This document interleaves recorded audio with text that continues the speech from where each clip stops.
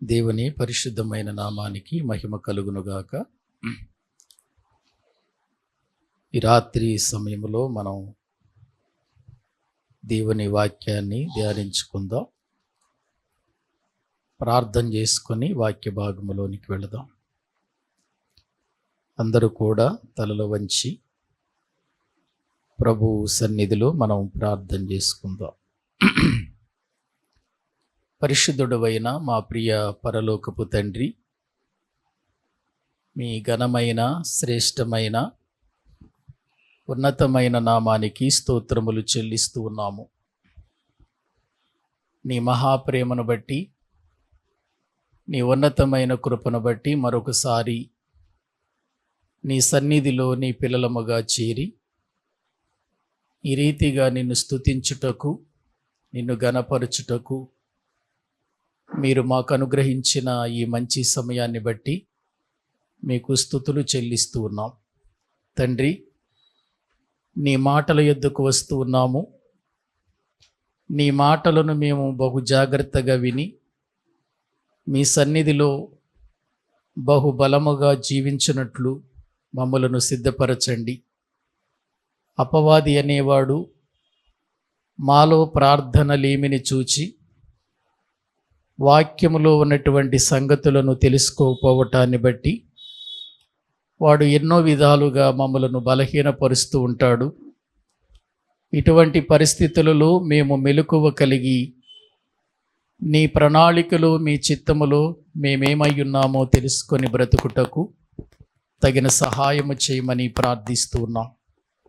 తండ్రి, ఈ రాత్రి కాల సమయంలో మరొకసారి మేము నీ వాక్యములో నుండి కొన్ని సంగతులను సామెతల గ్రంథములో నుండి తెలుసుకోవటానికి ఇష్టపడుతుండగా నీ పరిశుద్ధాత్మ సహాయము, నడిపింపు నాకు అనుగ్రహించండి.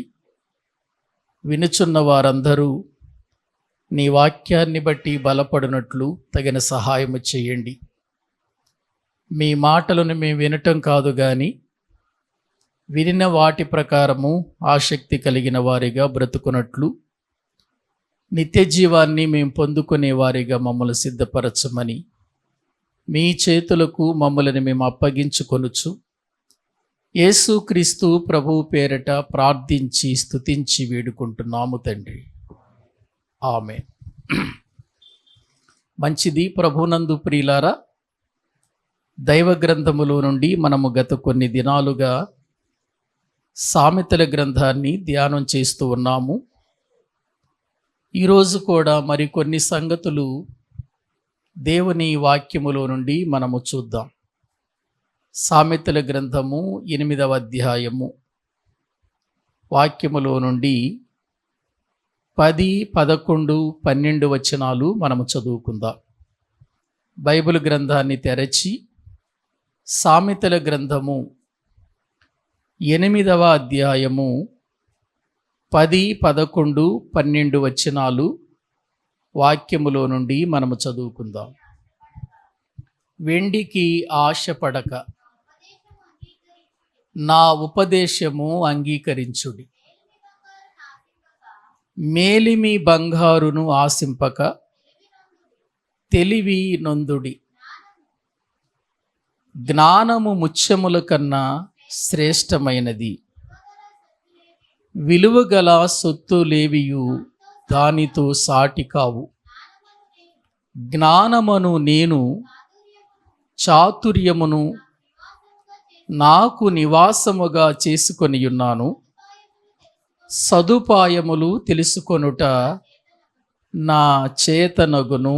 చాలండి. ప్రియమైన దేవుని బిడ్డలారా, దైవ గ్రంథాన్ని మనము ఆలోచించినట్లయితే దేవుని వాక్యములో సామెతల గ్రంథం మనకు ఎన్నో జ్ఞానమైన గొప్ప సంగతులను తెలియచేస్తున్నట్లుగా దేవుని వాక్యములో నుండి మనము చూస్తూ ఉన్నాం. ఇప్పటి వరకు మనము చూచినటువంటి ఈ భాగాలలో జ్ఞానము, ఉపదేశము, ప్రియులారా, దేవుని యొక్క మాటలను గూర్చినటువంటి విషయాలు ఎన్నో ఇందులో వ్రాయబడినట్లుగా మనము చూస్తున్నాం. వ్రాయబడిన ఈ విషయాలన్నిటినీ కూడా మనము జాగ్రత్తగా ఆలోచిస్తే ఎన్నో గొప్ప సంగతులు మన ఆధ్యాత్మికమైన జీవితానికి మేలు కలిగించేవి ఇందులో ఉన్నట్లుగా మనం చూస్తూ ఉన్నాం. ఇప్పటి వరకు జ్ఞానము అనేటువంటిది మన జీవితంలో ఉన్న దుష్టత్వాన్ని తొలగిస్తుంది అని, మనము జ్ఞానము కలిగిన, ఈ నీతి కలిగిన, ఈ యథార్థమైనటువంటి మాటలను జాగ్రత్తగా మనము గ్రహించాలని దేవుని వాక్యములో నుండి మనము చూస్తూ వచ్చాం. జ్ఞానము నేర్చుకొనుట, యథార్థత మన జీవితములో మనము తెలుసుకొనుట మన ఆత్మలకు ఎంతో లాభము చేకూరుస్తుంది అని, పరలోకానికి సంబంధించిన వారిగా మనల్ని తీర్చిదిద్దుతుందని దేవుని వాక్యము ద్వారా మనము తెలుసుకుంటున్నాం. ఎందుకు ఈ వాక్యము దగ్గరకు మనం రావాలి? ఉపదేశం ఎందుకు వినాలి? ఈ మాటలను మనం ఎందుకు తెలుసుకోవాలంటే, వాక్యాన్ని మనము ఎంత ఎక్కువగా వింటూ ఉంటామో అంత ఎక్కువగా మనం ఏం చేయబడతామంటే సరి చేయబడతాం.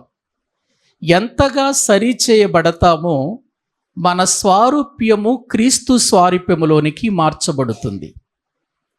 క్రీస్తు స్వారూప్యములోనికి ఎప్పుడైతే మనము మార్చబడతామో అప్పుడు మనము పరలోకానికి అర్హులమవుతాం. క్రీస్తులాగా మారాలి. మనం క్రీస్తులాగా మారాలంటే వాక్యము చేత చెక్కబడాలి. మనం ఏవండి, ఒక శిల్పాన్ని తయారు చేయాలని ఒక శిల్పకారి ఒక రాయిని తీసుకుంటాడు. ఆ రాయిని తీసుకున్న వెంటనే శిల్పం రాదు. ఆ శిల్పాన్ని ఏం చేస్తాడు? ఉలితో చెక్కుతాడు, పొగరుతో చెక్కుతాడు, కొడతాడు, దాన్ని ఎన్నో దెబ్బలు కొడతాడు, ఎన్నో రీతులుగా దానిని కొట్టి కొట్టి కొట్టి కొట్టి అలా చాలా దినాలు కొట్టిన తర్వాత, దెబ్బలు తగిలిన తర్వాత, ఆ దెబ్బలు తగిలినటువంటి లేక ఆ దెబ్బలు తిన్నటువంటి రాయి ఒక రోజున ఆ శిల్పి అనుకున్న రూపములోకి వచ్చేస్తుంది. ఒకనాడు అది రాయే గాని అది ఒక శిల్పముగా తయారు చేయబడిన తర్వాత దానికి విలువ ఎంతో ఉంటుంది. ఆ విలువైన శిల్పాన్ని తీసుకొని ప్రజల మధ్యకు తీసుకొని వచ్చినప్పుడు ఆ శిల్పాన్ని ప్రజలు విలువనిచ్చి కొనటానికి ఇష్టపడతారు. వారి గృహాలలో పెట్టుకోవటానికి, లేకపోతే ఏదైనా ఒక మంచి సెంటర్లో పెట్టుకోవటానికి. అదే రాజకీయ నాయకుడైతే ఒక ప్రాంతంలో ఒక మంచి సెంటర్లో పెడతారు అదే శిల్పాన్ని. లేదు, అదే శిల్పం ఒకవేళ వారి బంధువులు, వారి స్నేహితులు, వారిది ఎవరిదైనా అయితే వారి ఇంటి దగ్గరలో పెట్టుకుంటారు. లేదు, అది ఇంకా అనేక రకాలైనటువంటి విధానాలలో చెక్కబడితే లేక అది చేయబడితే గృహాలలో కూడా శిల్పాన్ని పెట్టుకుంటారు. రాయిగా ఉన్నప్పుడు ఎవరు ఇంటికి తెచ్చుకోరు దాన్ని. రాయిగా ఉన్నప్పుడు దాన్ని ఎవరు పట్టించుకోరు. శిల్పముగా తయారు చేయబడి దానికి ఒక రూపం వచ్చిన తర్వాత దాన్ని అందరూ కోరుకుంటారన్నమాట. అలాగే దేవుని పిల్లలమైనటువంటి మనము రాయిగా ఉంటే ఎప్పుడు మనకు విలువ రాదు. మనము ఒక రూపములోనికి చెక్కబడాలి. అది ఏ రూపం అంటే యేసుక్రీస్తు వారి యొక్క స్వారూప్యములోనికి మనం రావాలి. యేసుక్రీస్తు స్వారూప్యములోనికి రావాలంటే వాక్యము చేత ఏం చేయబడుతూ ఉండాలి? మనం చెక్కబడుతూ ఉండాలి. అంటే ఎక్కడ ఏ లోపం ఉందో, ఎక్కడ కొడితే దానికి రూపం వస్తుందో అక్కడ వాక్యం చేత కొట్టబడి మనము క్రీస్తు స్వారూప్యములోనికి వచ్చినప్పుడు ప్రియులారా, పరలోకమందు మనము దేవునితో కూడా ఉండటానికి మనము అర్హులముగా ఉంటాం. ఆ స్వరూపము రానంత వరకు నువ్వు బాప్తిస్మం పొందినా కూడా పరలోకం దక్కదు నీకు.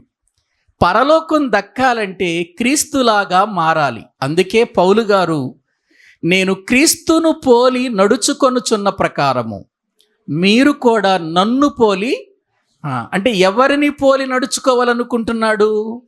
క్రీస్తును పోలి. ఎందుకు? క్రీస్తును పోలి నడుచుకుంటే తప్ప పరలోకానికి వెళ్ళే అర్హత ఎవరికీ ఉండదు. పాస్టర్ గారైనా, సంఘ పెద్దయినా, విశ్వాసి అయినా ప్రతి ఒక్కరూ ఏ రూపములోకి వచ్చేయాలి? క్రీస్తు స్వరూపములోనికి వచ్చేయాలి. క్రీస్తును పోలిన జీవితంలోనికి వచ్చేయాలి. క్రీస్తును పోలిన జీవితంలోనికి వస్తే తప్ప క్రీస్తు ఉన్న లోకములోనికి మనం వెళ్ళటానికి వీలు ఉండదు అనే విషయాన్ని ముందు మనము గ్రహించగలిగితే వాక్యం మీద మనసు పెట్టి వింటాం. వాక్యం మీద ప్రియులారా మనము ఆశ కలిగిన వారిగా వింటాం.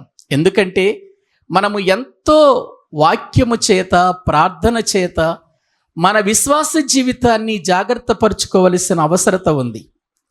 పరిస్థితులన్నీ చూస్తూ ఉంటే ఏ సమయములో ఏం జరుగుతుందో తెలియనటువంటి దినాలలో మనమున్నాం.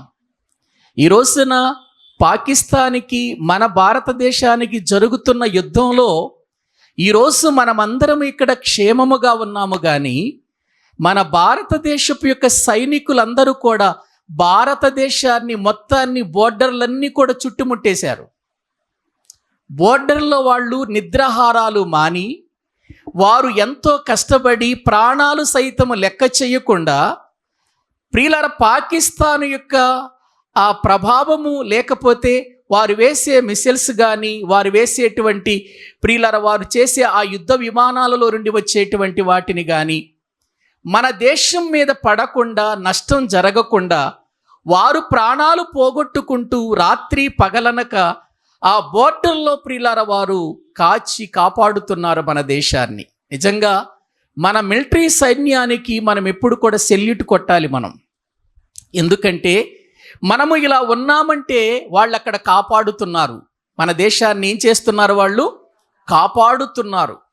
ఎన్నో రకరకాలైన విధానాలలో పాకిస్తాన్ భారతదేశాన్ని నాశనము చేయటానికి ఎన్నో విధాలుగా ప్రయత్నాలు చేస్తుంది, కానీ ఒక్క మిసైల్ కూడా మన మీద పడకుండా ప్రియులారా మన దేశానికి నష్టం రాకుండా మన భారతదేశం తిప్పి కొడుతుందండి.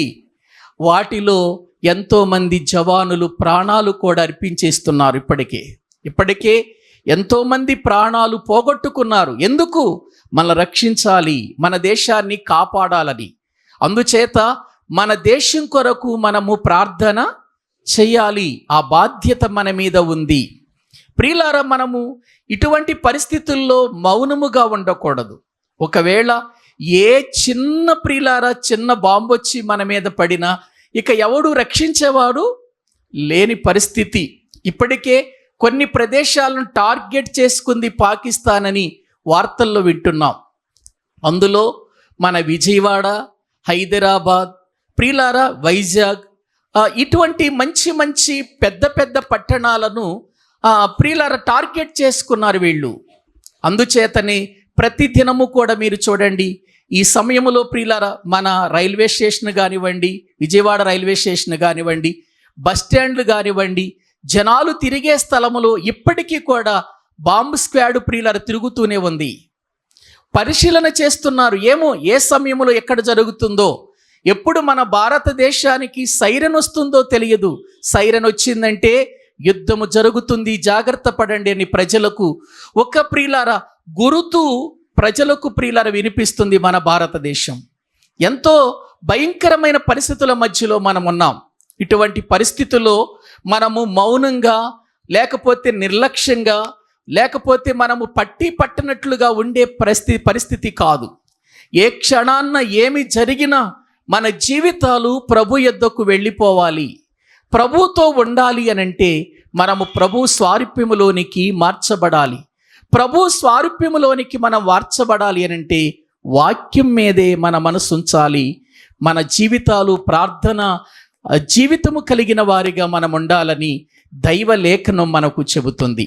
ఇప్పుడు మనము చదువుకున్నటువంటి వాక్య భాగములో ఒకసారి 10వ వచనం చదవండి. 10వ వచనం, వెండికి ఆశపడక నా ఉపదేశము అంగీకరించుడి, మేలిమి బంగారు నాశింపక తెలివి నొందుడి అని అన్నాడు. ఏవండి ఇక్కడ వాక్యంలో మనము చూస్తే దేనికి ఆశపడవద్దంటున్నాడు? వెండికి ఆశపడక ఏం చేయమంటున్నాడు? నా ఉపదేశము అంగీకరించండి. అంటే ఉపదేశానికి వెండికి ఏం సంబంధం? ఏమండి, వెండికి ఉపదేశానికి ఏమి సంబంధం ఒకసారి మీరు ఆలోచించండి. బంగారానికి తెలివికి సంబంధం ఏంటి మనము గుర్తించాలి. ఇది ఏదో సంపాదించి ఏదో కూడగట్టుకొని ఏదో సంతోషముగా బ్రతికే పరిస్థితుల మధ్య కాదు మనము జీవించాల్సింది. వెండి కంటే, బంగారము కంటే, మేలిమి బంగారము కంటే కోరదగింది ఒకటి ఉందన్నాడు బైబిల్లో. ఏంటది? దేవుని వాక్యం. ప్రియులారా, వాక్యం వెండి కంటే, బంగారము కంటే, మేలిమి బంగారు కంటే. చదవండి ఆ వచనం, 19వ కీర్తన దైవ గ్రంథంలో. ప్రియులారా, మనము చూడగలిగితే వ్రాయబడినటువంటి మాటలు మనము చూద్దాం. 10వ వచనం, విస్తారమైన మేలిమి బంగారు కంటెను కోరదగినవి తేనె కంటెను జుంటె తేనె దారల కంటెను మధురమైనవి. వాటి వలన నీ సేవకుడు హెచ్చరిక నందును, వాటిని గైకొనుట వలన ఏం కలుగుతుందన్నాడు? గొప్ప లాభము. బంగారము కంటే లాభము, వెండి కంటే లాభకరమైంది ఏది చెప్పండి? ఏమండి, వెండి కంటే, బంగారము కంటే, మేలిమి బంగారు కంటే కూడా కోరదగింది కానీ, మనకు లాభకరమైంది కానీ ఏముంది చెప్పండి? వాక్యమే. కానీ నిజంగా ఈ సమయములో మన మధ్యలో ఒక ప్రక్కన వాక్యం పెట్టి మరో ప్రక్కన వెండి బంగారాలు పెడితే ఏం కోరుకుంటాం చెప్పండి మనం? ఒక ప్రక్క వెండి బంగారాలు పెట్టి మరో ప్రక్క వాక్యాన్ని పెడితే ఏం కోరుకుంటాం మనం? వెండి బంగారాలే కోరుకుంటామా? వాక్యాన్ని కోరుకోమా? వాక్యము విలువ తెలిసిన వ్యక్తి వాక్యాన్ని కోరతాడు. వాక్యము విలువ తెలిసిన వ్యక్తి వాక్యాన్ని వెండి బంగారాల కంటే కూడా విలువైందిగా చూస్తాడు. అందుకే ఇక్కడ వెండిని ఆశించొద్దు, మేలిమి బంగారమును మీరు ఆశించొద్దు. ఉపదేశం పొందండి, దేవుని మాటలు వినండి, అవి మనకు చాలా విలువైనవి అని దేవుని వాక్యంలో మనము చూస్తూ ఉంటున్నాం. ప్రియులారా, మనందరికీ తెలుసు, బైబిల్ గ్రంథంలో ఎలీషా దగ్గరకు కుష్ఠ వ్యాధి కలిగిన నయమాను అనే ఒక సిరియా దేశపు సైన్యాధిపతి వస్తాడు కదా. సైన్యాధిపతి నయమాను అనేటువంటి సైన్యాధిపతి, అతడు చాలా బలిష్ఠుడే, చాలా ఘనుడే, యుద్ధములో మంచి ఆరితేరిన వాడే. విచారకరమైన విషయం ఏంటంటే అతడు కుష్ఠరోగి కదా. ఒక చూడండి ఒకసారి ఆ మాటలు చూద్దాం. బైబిల్ గ్రంథంలో మనం పరిశీలన చేసినట్లయితే ప్రియులారా, రాజులు 2వ గ్రంథము 5వ అధ్యాయం చూడండి. రాజులు 2వ గ్రంథము 5వ అధ్యాయము 1వ వచనము నుండి చదవండి. సిరియా రాజు సైన్యాధిపతి అయిన నయమాను అను ఒకడుండెను. అతని చేత యెహోవాయే సిరియా దేశమునకు జయము కలుగు చేసి ఉండెను కనుక అతడు తన యజమానుని దృష్టికి ఘనుడై దయ పొందిన వాడాయను. అతడు మహాపరాక్రమశాలి అయ్యుండెను గాని అతడు ఎవరు చెప్పండి? కుష్ఠరోగి. పరాక్రమశాలి మంచి పేరు, మహాగణుడు మంచి పేరు, ఘనుడు మంచి పేరు. ప్రియులారా, అతడు విజయాన్ని సంపాదించాడు. ఆ విజయాన్ని కూడా దేవుడే ఇచ్చాడు అనుకోండి. దేవుని చేత విజయాన్ని సంపాదించాడు. సిరియా దేశపు సైన్యాధిపతి అంటే సైన్యానికి అతడు అధికారము కలిగిన వాడు నయమాను. సైన్యానికి అధికారము కలిగిన వాడంటే సైన్యమంతా ఇప్పుడు ఎవరు చెప్పినట్టుగా నడవాలి? నయమాను చెప్పినట్టు నడవాలి. ఎందుకంటే సైన్యానికి అతడు అధికారి.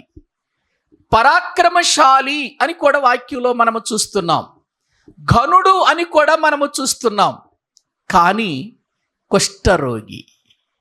అన్నీ బాగున్నాయి, కానీ కుష్ఠరోగి అనే దగ్గరకు వచ్చేసరికి అతని యొక్క విధానం బాగుండలేదు. ఏమండి, ఒకసారి ఆలోచించండి. దైవ గ్రంథాన్ని మనం పరిశీలన చేస్తే అన్ని విధాన ఘనుడుగా ఉన్నాడు, పరాక్రమశాలిగా ఉన్నాడు, సైన్యాధిపతిగా ఉన్నాడు, యుద్ధంలో విజయాన్ని సంపాదించాడు. కుష్ఠరోగి అంటే తన శరీరాన్ని బయటకు చూపించుకునే పరిస్థితి లేదండి. ప్రియులారా, ఒక్కసారి ఆలోచించండి. ఎన్ని మంచి ఉన్నా అతనుకున్న రోగం మాత్రం మంచిది కాదు. మంచివి చాలా ఉన్నాయి అతనిలో, రోగము మంచిది కాదు. కుష్ఠరోగము అని అంటే ఎవరి దగ్గరికి రానిస్తారు చెప్పండి? కుష్ఠరోగం అని తెలిస్తే ఎవరు ప్రియులు అతనితో స్నేహం చేస్తారు చెప్పండి? ఎవరు చేయరండి. ఇటువంటి పరిస్థితులలో ప్రియులారా, వారి ఇంటి దగ్గర ఒక ఇశ్రాయేలు చిన్నది ఆ విజయాన్ని సంపాదించినప్పుడు చెరగొని తీసుకురాబడింది. ఇశ్రాయేలు చిన్నది అతని కుష్ఠరోగాన్ని గురించి ఆమె తెలుసుకుంది.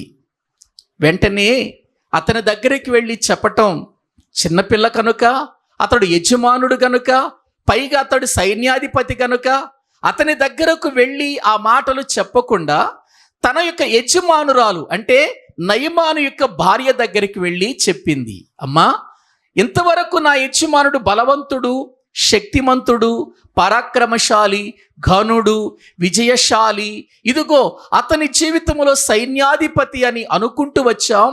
కానీ అతనిలో ఉన్నటువంటి ఆ బలహీనత, ఆ కుష్ఠరోగం అతనికి ఎంతో బాధ కలిగిస్తుంది కదా. నేను ఒక సంగతి చెబుతాను, మీరు గనుక ఆ సంగతిని విని నేను చెప్పినట్లు గనుక చేస్తే నా యజమానుడు బాగుపడతాడు అనంది. ఏం చెప్పింది అనంటే, నా యజమానుడు షోమ్రోనుకి వెళితే షోమ్రోనులో ఎలీషా అనే ఒక దైవజనుడు ఉన్నాడు. ఆ దైవజనుని దగ్గరికి వెళితే నా యజమానుడు కుష్ఠరోగము నుండి బాగుపడతాడు అని చెప్పింది.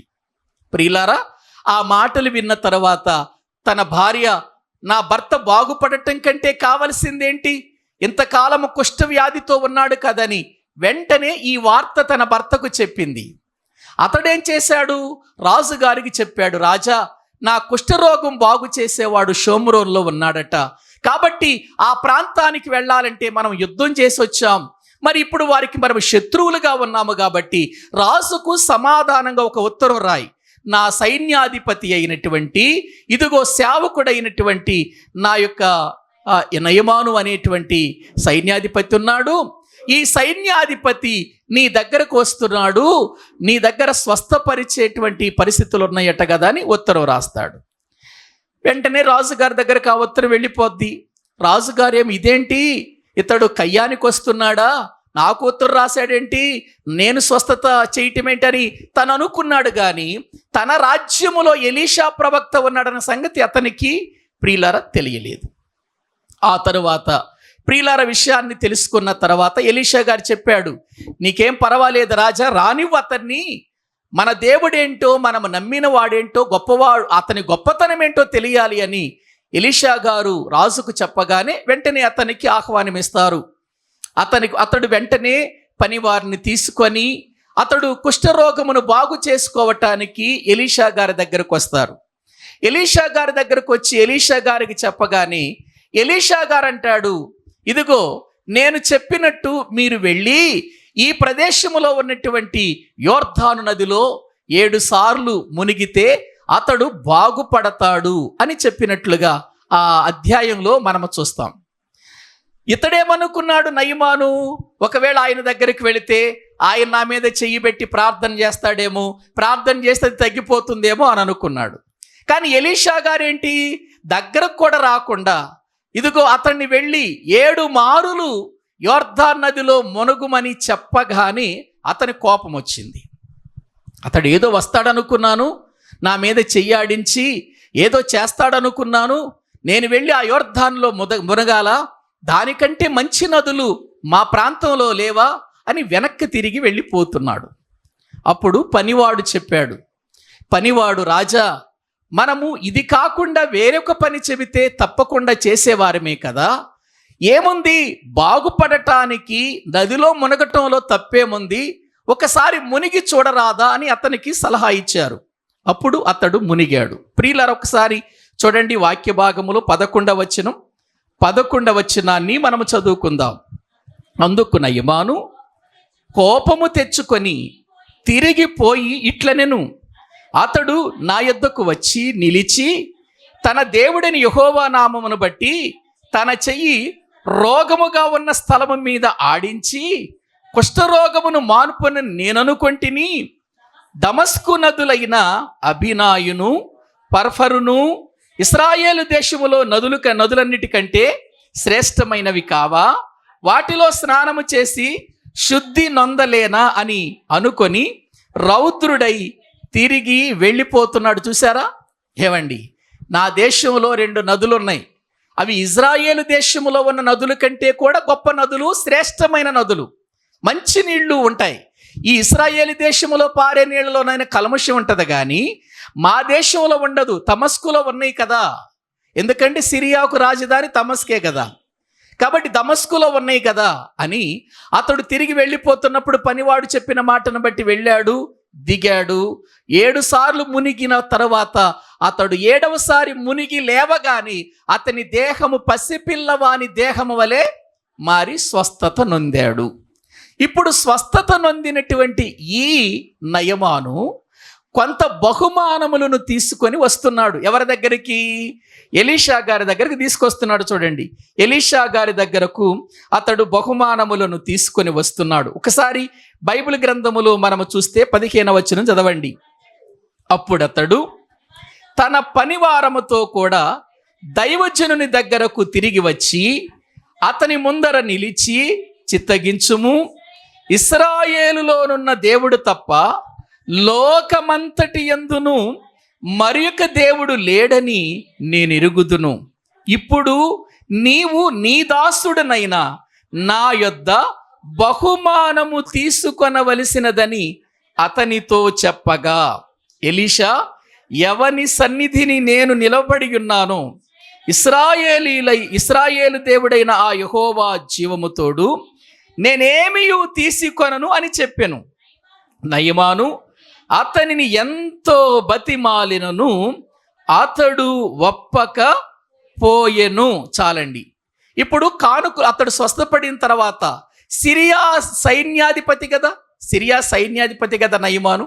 ఇప్పుడు నయమాను బహుమానాలు తీసుకొస్తున్నాడంటే చిన్నవి ఉంటాయా, పెద్దవి ఉంటాయా? పెద్ద బహుమానం ఉంటుంది కదా.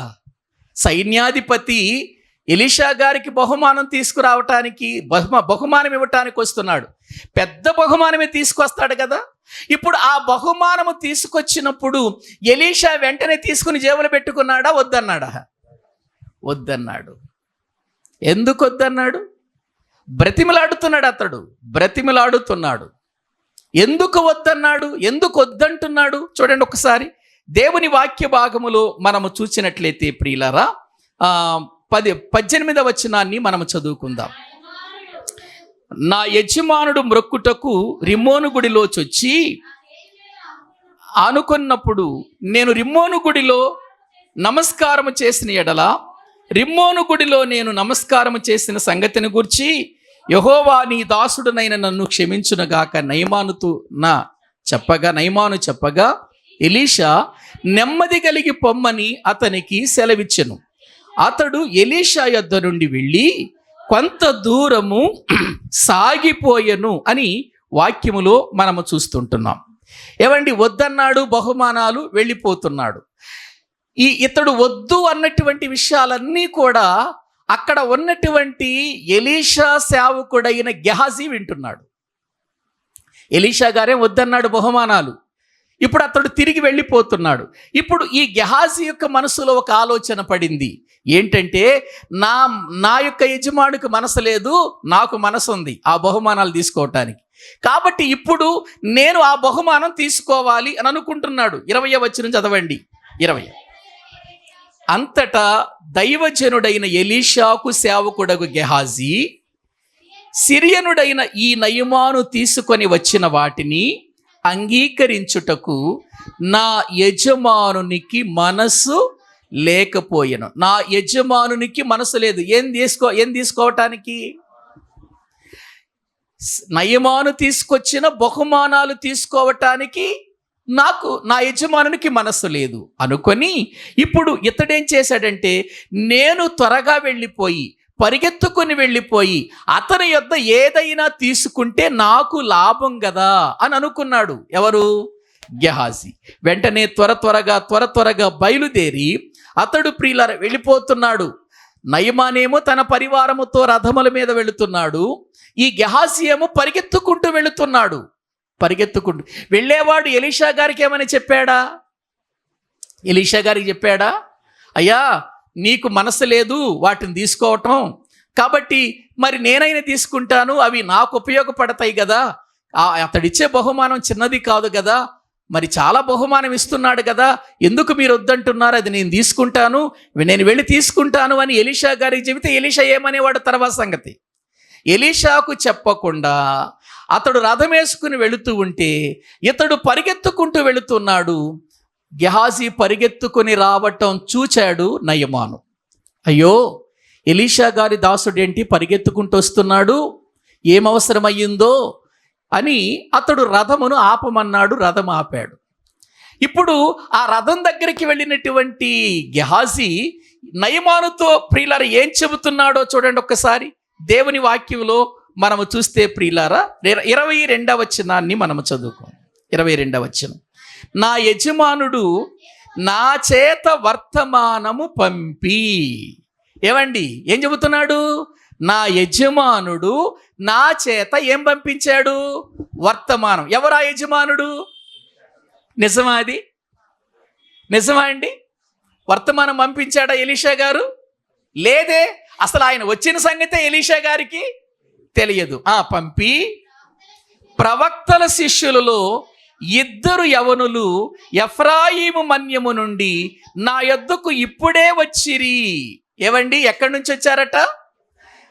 ఎఫ్రాయిము నుండి, మన్యము నుండి నా యొద్దకు 2 యవనస్తులు వచ్చారు.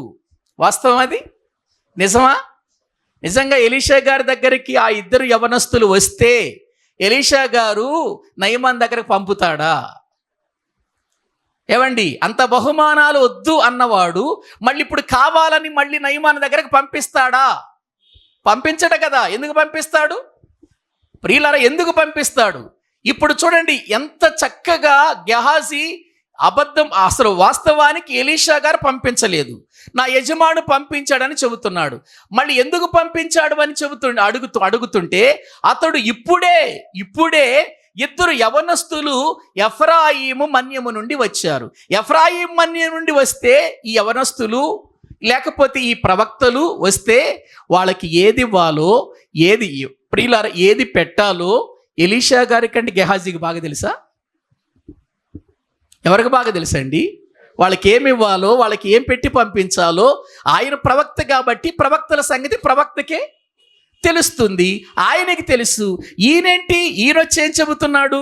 ఇప్పుడే వచ్చారు 2 యవనస్తులు, వారి కొరకు 2 మణుగుల వెండియు 2 దుస్తులు బట్టలను దయచేయమని సెలవిచ్చుచున్నాడనెను. ప్రియులారా, 2 మణుగుల వెండి. ఇది కావాలి ముందు ఈయనకి. గెహాజీకి కావాల్సింది ఏంటంటే ఇది. దైవజనుడు కానీ, దైవజనుని మాట కానీ, దేవుని మాటతో ప్రియులారా ఇతనికి సంబంధం లేదు. గెహాజీకి దైవజనుడిని విడిచిపెట్టేశాడు. దైవజనుడు చెప్పని మాట చెబుతున్నాడు, అబద్ధాన్ని క్రియేట్ చేశాడు. ఇక్కడ ప్రియులారా అతడు వెళ్ళిపోయి అబద్ధం చెబుతున్నాడు.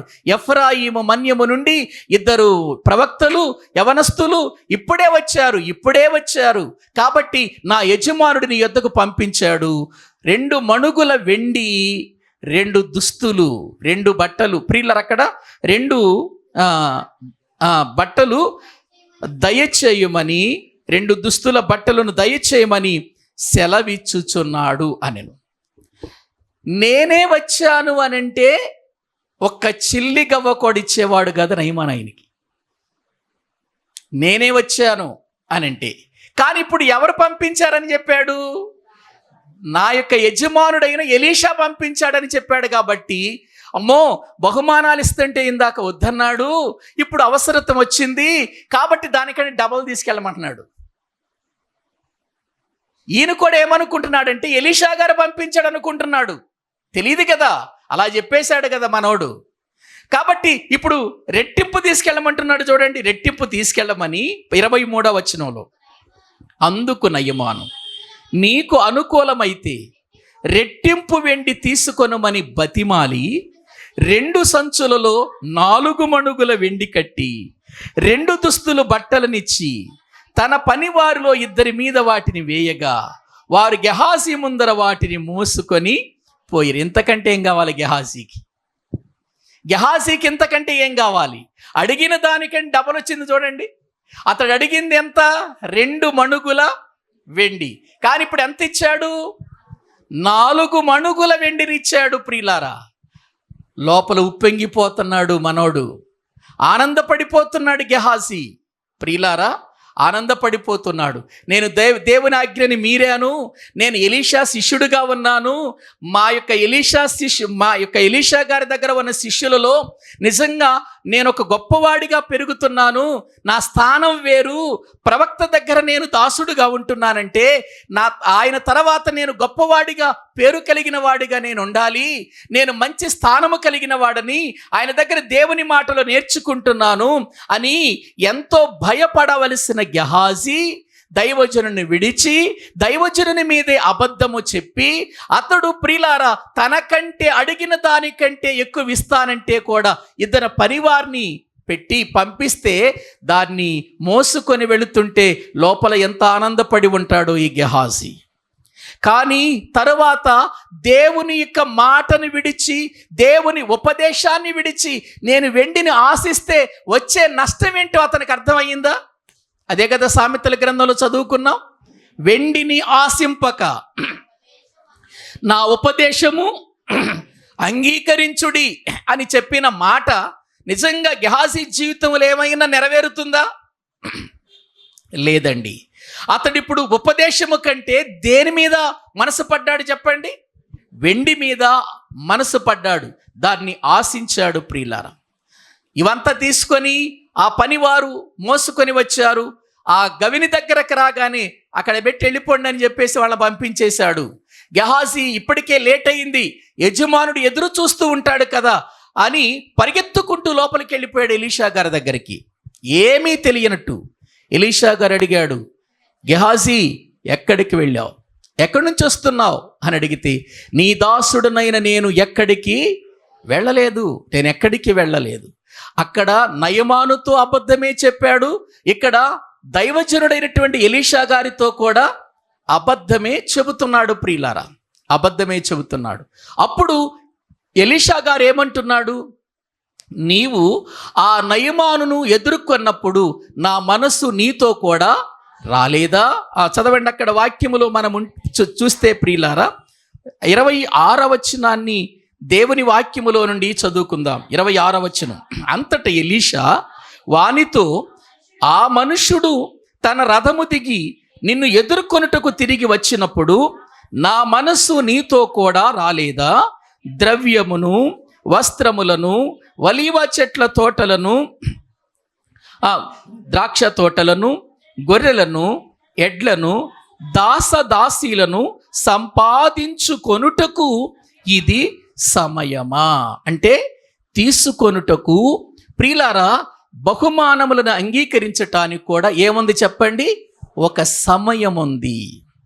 ఇది సమయము కాదు కదా, మనము ద్రాక్ష తోటలు సంపాదించుకునే సమయము కాదు.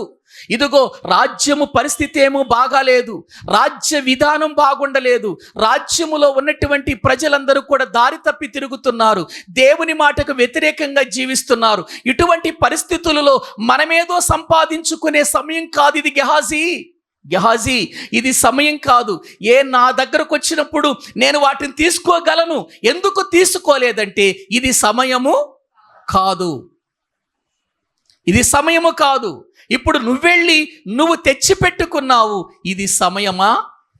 సమయము కాని సమయములో నీవు దేవునిని విడిచి, దేవుని మాటను విడిచి, దైవజనుని విడిచి, దైవజనుడు చెప్పిన మాటను నీవు ఏమాత్రం కూడా అంగీకరించకుండా ఇంతకాలం విన్నటువంటి వాక్యాన్ని ప్రక్కన పెట్టి, భక్తిని ప్రక్కన పెట్టి, దేవుని యొక్క సంగతులను పక్కన పెట్టి నువ్వేదో వెండిని సంపాదించుకోవటానికి జ్ఞానాన్ని విడిచిపెట్టి పరిగెత్తావు కదా. ఇప్పుడు నీకొచ్చే నష్టం ఏంటో తెలుసా? నీకొచ్చే నష్టం ఏంటో 27వ వచనం చదవండి. కాబట్టి నయమానునకు కలిగిన కుష్టు నీకును నీ సంతతికి సర్వకాలము అంటియుండును అని చెప్పగా వాడు మంచు వలె తెల్లనైన కుష్ఠము కలిగి ఎలీషా ఎదుట నుండి బయటకు వెళ్ళెను. చూసారా, బైబిల్ ఏం చెబుతుంది? వెండిని ఆశింపక, మళ్ళీ 2 సామెతల గ్రంథంలోని, వెండికి ఆశపడక నా ఉపదేశము అంగీకరించుడి. నిజంగా ఎలీషా గారి దగ్గర గెహాజీ ఏం వినటానికి వచ్చాడు? ఏం చేయటానికి వచ్చాడు? అతడు దేవుని ఉపదేశాన్ని నేర్చుకోవటానికే కదా అతని దగ్గర ఉండేది. ఏమండి, ఎలీషా దగ్గర ఇంకా ఎంతోమంది శిష్యులు లేరా? ఎంతోమంది ఉన్నారు కదా, ఎంతోమంది శిష్యులు ఉన్నారు. ఈయనొక్కడే కాదు, ఎంతోమంది ఉన్నారు దాసులుగా. కానీ వాళ్ళకి లేని ఆలోచన, వాళ్ళకి రాని తలంపు ఎందుకు ఈయనకు వచ్చింది అనంటే, ఇతడు వెండిని ఆశించాడు, దేవుని మాటలను ఏం చేశాడు? త్రోసేశాడు. బైబిల్ ఏం చెబుతుంది? వెండికి ఆశపడక ఉపదేశమును అంగీకరించుడి. అంటే వెండి కంటే కూడా ఉపదేశము చాలా విలువైనది. వెండి కంటే కూడా చాలా విలువైనది ఉపదేశం. బైబిల్ గ్రంథంలో మరొక సంఘటన మనకు తెలుసండి. దేవుని వాక్యాన్ని మనం పరిశీలన చేసినప్పుడు ప్రియులారా, ఆకాను అనే ఒక వ్యక్తి మనకు కనబడతాడు ఇజ్రాయేలీలలో యెహోషువ కాలములో. యెహోషువ యెరికో పట్టణం మీదకి యుద్ధానికి వెళుతున్నప్పుడు దేవుడు యెహోషువతో చెప్పాడు, యెహోషువ యెరికో పట్టణం దగ్గరికి వెళుతున్నారు కదా, యెరికో పట్టణము శపితమైన పట్టణం. యెరికో పట్టణం శపితమైన పట్టణం. మీరు లోపలికి వెళ్ళగానే మీకు వెండి కనపడవచ్చు, బంగారం కనిపించవచ్చు, ఎన్నెన్నో కనిపించవచ్చు. కానీ వాటిని బట్టి మీరు ఆశించక, ఇదిగో అందులో నుండి ఏది మీరు తీసుకోవద్దు, తీసుకుంటే మీరు నష్టాన్ని పొందుతారు, శపితమైపోతారు అని ముందే చెప్పాడు కదా దేవుడు.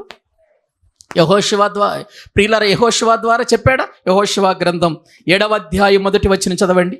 బైబిల్ గ్రంథములో మనము చూస్తే ప్రియులారా, యెహోషువ గ్రంథము 7వ అధ్యాయము 1వ వచనాన్ని మనము చదువుకుందాం. చదవండి. శపితమైన దాని విషయములో ఇశ్రాయేలీలు తిరుగుబాటు చేసిరి. ఏ విషయంలో తిరుగుబాటు చేశారు? వాక్యంలో మనము చూస్తే ప్రియులారా, వ్రాయబడినటువంటి విషయాలను గనుక మనం ఆలోచిస్తే శపితమైన పట్టణంలో వీళ్ళు ప్రియులారా ఎంతగానో వాళ్ళ జీవితాలను జాగ్రత్త పరుచుకోవాలి.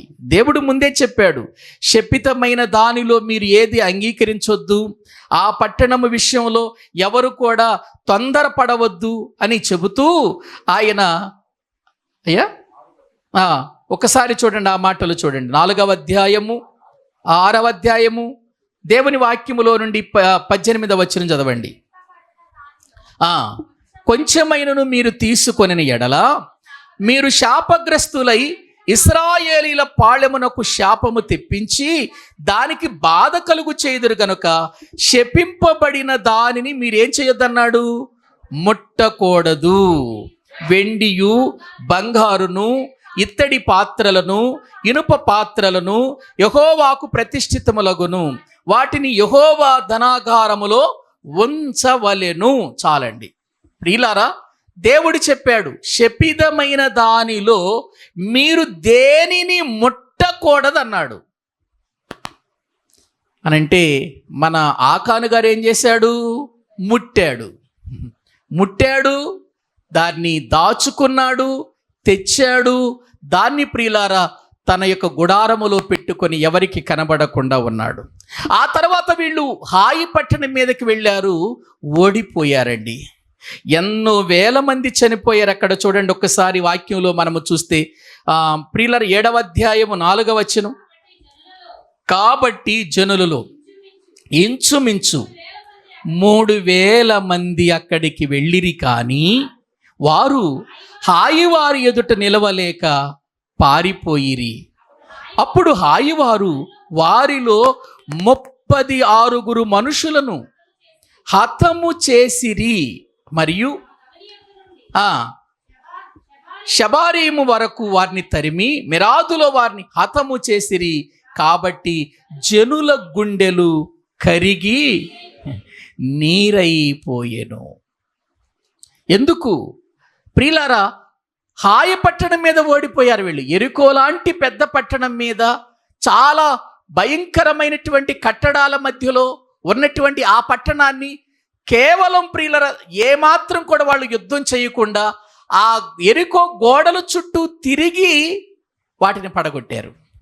వీళ్ళు ఏమైనా బాంబులు ఏమైనా వేసారా? లేదు. వీళ్ళు ఏమైనా యుద్ధం చేశారా? ఆ గోడలను ఏమైనా పగలగొట్టారా వీళ్ళు? లేదండి. వారు 7 సార్లు దాని చుట్టూ తిరిగారు. 7 రోజులు తిరిగారు. చివరి రోజు 7 సార్లు ప్రియులారా తిరిగారు. ఆ 7వ సారి తిరుగుచు దేవుని స్తుతిస్తూ ఉండగా, దేవుని ఆరాధిస్తూ ఉండగా బలీయమైనటువంటి ఆ గోడలు ఏమైపోయినాయి చెప్పండి? కూలిపోయాయి. యెరికో గోడలు కూలిపోయాయి. లోపలికి ప్రవేశించి వారు యుద్ధము చేసినట్లుగా, యెరికోను జయించినట్లుగా మనం చూస్తున్నాం. ఇప్పుడు హాయి పట్టణం చుట్టూ ఏమైనా గోడలు ఉన్నాయా? లేవండి. లేదు. యెరికో పట్టణములో ఉన్న ప్రజల కంటే వీళ్ళేమన్నా ఎక్కువ మంది ఉన్నారా? లేరండి. వాళ్ళకంటే వీళ్ళేం బలవంతులా? లేరండి. బలవంతుల మధ్యలో ప్రియులారా విజయాన్ని సంపాదించిన వారు బలహీనుల మధ్యలో ఓడిపోయారు. జనులందరూ కూడా గుండెలు నీరైపోయాయి. ప్రజలను చంపేస్తున్నారు వాళ్ళు. విపరీతమైనటువంటి పరిస్థితులు. అటువంటి పరిస్థితులలో యెహోషువ బట్టలు చింపుకొని ఏడుస్తున్నాడు. ప్రభువా, ఏంటిది? ఎందుకు ఇలా జరిగింది? మేం చేసిన పొరపాటేంటి? ఇదిగో యెరికో పట్టణం మీద విజయాన్ని ఇచ్చిన వాడవు, హాయి పట్టణం మీద మేము ఎందుకు ఓడిపోయాం? ఈ చిన్న మంద దగ్గర మేము ఎందుకు ఓడిపోయాం? మా ప్రజలు ఎందుకు చనిపోవలసి వచ్చింది అని బట్టలు చింపుకొని ఏడుస్తూ ఉంటే దేవుడు యెహోషువతో మాట్లాడుతున్నాడు. యెహోషువ, చూడండి ఒకసారి ఆ మాటలు. 7వ అధ్యాయము దేవుని వాక్య భాగములో ప్రియులారా మనము చూచినట్లయితే ప్రియులారా 10వ వచనం. యెహోవా యెహోషువతో ఇట్ల నేను నెమ్ము, నీవేళ ఇక్కడ ముఖము నేల మోపికొందు. ఇశ్రాయేలీయులు పాపము చేసి ఉన్నారు. నేను వారితో చేసిన నిబంధనను వారు మీరియున్నారు. శపితమైన దాని కొంత తీసుకొని దొంగిలి బొంకి తమ సామానులో దాని ఉంచుకొని ఉన్నారు. కాబట్టి ఇశ్రాయేలీయులు శాపగ్రస్తులై తమ శత్రువుల ఎదుట నిలవలేక తమ శత్రువుల ఎదుట వెనుకకు తిరిగిరి. శాపగ్రస్తులైన వారు మీ మధ్య నుండకుండా మీరు వారిని నిర్మూలము చేసితేనే తప్ప నేను మీకు తోడై ఉండను. ప్రియులారా, ఎందుకయ్యా యెహోషువ ఏడుస్తున్నావు? ఎందుకు కన్నీరు కారుస్తున్నావు? లే, నీ ముఖము ఇదిగో, నీవు నా వైపు తిప్పు, నీవు నా వైపు తిరుగు, నేను చెప్పిన మాట విను, లే. ఇంకా ఎంతకాలం ఏడుస్తూ ఉంటావు? ఎందుకు ఓడిపోయారో తెలుసా? నేను యెరికో పట్టణానికి వెళ్ళేటప్పుడు చెప్పాను, ఆ పట్టణంలో శపితమైనది ఏది కూడా మీరు ముట్టకూడదని చెప్పాను. కానీ ముట్టారు మీరు, పాపము తెచ్చుకున్నారు, నా నిబంధన మీరేశారు. మీరు వెళ్ళి వెతుకు, ఎక్కడుందో. కొంత తెచ్చుకొని సామాన్లు దాచుకున్నారు. వెతుకుతూ ఉండగా ఒకడు పట్టుబడ్డాడు. 7వ అధ్యాయము దేవుని వాక్య భాగములో ప్రియులారా మనము చూడగలిగితే 19వ వచనం 17వ వచనం చదవండి. 17వ వచనం. యోధా వంశమును దగ్గరకు రప్పించినప్పుడు జరాహీల వంశము పట్టబడెను. జరాహీల వంశమును పురుషుల వరుసను దగ్గరకు రప్పించినప్పుడు జబ్దీ పట్టబడెను. అతని ఇంటి పురుషుల వరుసను దగ్గరకు రప్పించినప్పుడు యోధా గోత్రములోని జరహు ముని మనవడును జబ్దీ మనమడును కర్మీ కుమారుడునైన ఆకాను పట్టబడెను. అంటే ఇప్పుడు తప్పు చేసింది ఎవరంటే యోధా గోత్రంలో ఉన్నవాడు. ఎందుకు అలా ఒక్కొక్కటి చెప్పాడు? యోధా గోత్రములు అంటే యోధా గోత్రములో ఉన్నవాడు తప్పు చేశాడు. ఇప్పుడు ప్రియులారా ఒకసారి ఆలోచించండి. యోధా గోత్రములో ఉన్నటువంటి ఆకాను తప్పు చేశాడు ప్రియులారా. వెంటనే యెహోషువ వెళ్ళి అడిగాడు, పట్టుకున్నాడు కదా. పట్టిన తర్వాత ఇప్పుడు పట్టుకున్న తర్వాత ఏమంటున్నాడు ఆకాను? 20వ వచనంలో ఆకాను యెహోషువతో, ఇశ్రాయేలు దేవుడని యెహోవాకు విరోధముగా నేను పాపము చేసినది నిజము. దోపుడు సొమ్ములో ఒక మంచి షీనారు పైవస్త్రమును 200 తులముల వెండిని 50 తులముల ఎత్తుగల ఒక బంగారు కమ్మిని నేను చూచి వాటిని ఆశించి తీసుకొంటిని. అదిగో నా డేరా మధ్య అది భూమిలో దాచబడి ఉన్నది. ఆ వెండి దాని క్రింద ఉన్నదని ఉత్తరమిచ్చి తాను చేసేదనతయు ఒప్పుకొనెను. ఎప్పుడు? పట్టుబడిన తర్వాత. అంతకుముందు ఎందుకు ఓడిపోయాం, అందరూ కన్నీళ్లు కారుస్తుంటే, ఏడుస్తుంటే, బట్టలు చింపుకుంటుంటే చెప్పాడు వచ్చి, అయ్యా నేనే చేశాను తప్పు, అందుకే ఈ పరిస్థితి జరిగిందని అప్పుడు చెప్పాడా? అందరేమో గుండెలు నీరైపోయినాయి, అందరూ కరిగిపోతున్నటువంటి మనసుతో, వేదనతో, దుఃఖముతో బట్టలు చింపుకుంటూ, చివరికి యెహోషువ కూడా, వీళ్ళ నడిపిస్తున్న నాయకుడు కూడా బట్టలు చింపుకుంటుంటే దగ్గరకొచ్చి తప్పు నాదే అని చెప్పాల్సినటువంటి వాడు అప్పుడు మౌనంగా ఉన్నాడు. ఇప్పుడు పట్టబడిన తర్వాత ఏం చేస్తున్నాడు? ఒప్పుకుంటున్నాడు. ఏవండి ప్రియులారా, ఇప్పుడు అతడు తన జీవితంలో ప్రియులారా ఎంత తప్పు చేశాడంటే, అతడు ఇశ్రాయేలీలందరూ కూడా ప్రజలు ప్రియులారా ఆ బాధలో ఉన్నప్పుడు అతడు ముందుకు రాలేదు, వాళ్ళు ఏడుస్తున్నప్పుడు ముందుకు రాలేదు, ప్రజలు ప్రియులారా యుద్ధంలో మరణించినప్పుడు అతనికి ఏ బాధ లేదు. యెహోషువ బట్టలు చింపుకొని ఏడుస్తుంటే అతన్ని దేవుడొచ్చి లేపేంత వరకు కూడా ఎందుకు ఏడుస్తున్నావయ్యా, నేనే తప్పు చేశాను అతని దగ్గరకు రాలేదు. కానీ ఇప్పుడు పట్టుబడగానే చేసింది నిజం అని అంటున్నాడు. పట్టుబడిన తర్వాత ప్రియులారా వాస్తవాన్ని ఒప్పుకుంటున్నట్టుగా ఇక్కడ మనకు కనబడుతుంది. కానీ నిజంగా అతడు తన తప్పును నిజంగా ఒప్పుకున్నాడా, సరైన విధానంలో ఒప్పుకున్నాడా అంటే కాదండి. పైగా దేవుని నిబంధనను మీరాడు. ఎందుకంటే దేవుడు ముందు చెప్పాడు కదా, చెప్పకపోతే దేవుడు చెప్పలేదు అనొచ్చు, దేవుడు చెప్పాడు. శపితమైన దానిలో దేన్ని ముట్టకూడదు అని చెప్పాడు కదా, చెప్పాడు. చెప్పిన తర్వాత ముట్టాడు, తెచ్చుకున్నాడు. తెచ్చుకున్న తర్వాత ఓడిపోయారు ప్రియులారా. ఆ తర్వాత ప్రజలు చచ్చిపోయారు చాలామంది. ఆ తర్వాత ప్రియులారా వాళ్ళు ఏడుస్తూ ఉన్నారు, దుఃఖపడుతూ ఉన్నారు, నాయకుడు దుఃఖపడుతున్నాడు. అప్పటి వరకు కరగని మనసు ఇప్పుడు కరిగింది అనుకుంటున్నారా మీరు? ఆకాను హృదయంలో ప్రియులారా కరిగిపోయి చెప్పాడు అనుకుంటున్నారా? లేదు. అతడి జీవితం ప్రియులారా దేవునికి అంకితము కాకుండా, నిబంధనను మీరి ఉపదేశము వినలేదు, వెండిని ఆశించాడు. చివరికి ఏం జరిగిందో తెలుసా? ఒక్కసారి చదవండి ఆ మాటలు. ఇప్పుడు దేవుని వాక్యములు మనము జ్ఞాపకం చేసుకుంటే ప్రియులారా 22వ వచనము నుండి చదువుకుందామండి. అప్పుడు యెహోషువ దూతలను పంపగా వారు ఆ డేరా యొద్దకు పరిగెత్తి చూచినప్పుడు అది డేరాలో దాచబడి ఉండెను, ఆ వెండి దాని క్రింద నుండెను. కాబట్టి వారు డేరా మధ్య నుండి వాటిని తీసుకొని యెహోషువ యొద్దకును ఇశ్రాయేలు యొద్దకును తెచ్చి యెహోవా సన్నిధిని ఉంచిరి. తర్వాత యెహోషువయు ఇశ్రాయేలీలందరూ జెరహు కుమారుడైన ఆకానును, ఆ వెండిని, ఆ పై వస్త్రమును, ఆ బంగారు కమ్మిని, ఆకాను కుమారులను, కుమార్తెలను, ఎద్దులను, గాడిదలను, మందను, డేరాను, వానికి కలిగిన సమస్తమును పట్టుకొని ఆకోరు లోయలోనికి తీసుకొని వచ్చిరి. అప్పుడు యెహోషువ నీవేలా మమ్మును బాధపరిచితివి అంటే, ఆకాను ఏం చేశాడు? వీళ్ళని బాధపరిచితివి. నేడు యెహోవా నిన్ను బాధపరుచుననగా ఇశ్రాయేలీలందరూ వారిని రాళ్లతో చావగొట్టిరి. వారిని రాళ్లతో కొట్టిన తర్వాత అగ్ని చేత కాల్చి వారి మీద రాళ్లను పెద్ద కుప్పగా వేసిరి. అది నేటి వరకు ఉన్నది. అప్పుడు యెహోవా కోపోద్రేకము విడిచిన వాడై మళ్ళుకొనెను. అందుచేత నేటి వరకు ఆ చోటికి ఆకోరు లోయ అనే పేరు.